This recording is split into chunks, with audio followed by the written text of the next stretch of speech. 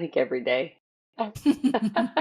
Every Yeah. day, which is why I kind of go through the world, thinking that, if somebody's acting in a certain way, or if somebody believes in something that I'm completely the opposite side of it, I try to see things from their point of view and reframe it as a new way to learn how to communicate, um, to bring them along and to bring them in. Yes.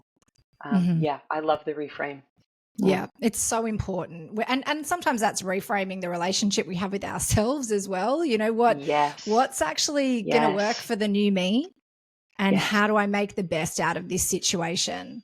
The next one is this S, which represents shaking up the status quo. My personal favorite, because I think I'm just kind of born this way, if I'm honest, but I do love to think of different ways to do things. And I think it's really underpinned by this philosophy that I personally refuse to repeat patterns of behavior that don't serve me or the people I'm around or the business that I'm in for the future. If we're repeating those old patterns, we're not growing, we're not evolving, and we're not giving ourselves the opportunity that we deserve and need in order to progress in life. And so I think that's incredibly important. The last one in the first mover method is about telling your story. And this is where I look at you and I just think you are the absolute guru in this. But when I think about telling your story and storytelling and sharing of ourselves and trying to be in service to others, it makes me think of the fact that courage is contagious, and that when we share our story, it has the potential to become somebody else's survival guide.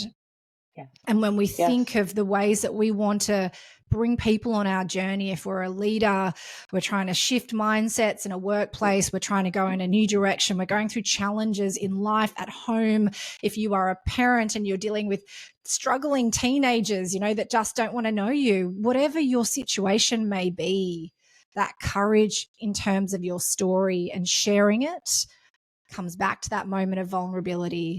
And that's where yes, we connect with people. What do you yes. think? I think well, I'm obviously a big fan of the first mover method, because all of those things just make for a better life, Yeah. for everybody. Yeah. If we all could lean into those, and in different times of our stories, different chapters, understand which of those parts to utilize, if not all of them, then we become, like you said, we become that what was it? Work, not what's A work in choosing progress on a purpose. work. I was going to say work of art on purpose. Well, That that is too. also possible. That's, I think, what Yeah, we're doing, right? yeah, a work of progress on purpose. And I think that idea of intentionality, um, a lot of the time we move so fast through life without questioning where we're going, who made the rules. If we really want the title, if we really want the money, if we really want what we're told to want, that we don't slow down enough to understand the intentionality of where we want to go. So it's like you said earlier, you don't have to be the CEO of anything other than your own life. And intentionality means slowing down enough, using that first mover method to go, the new direction I want to take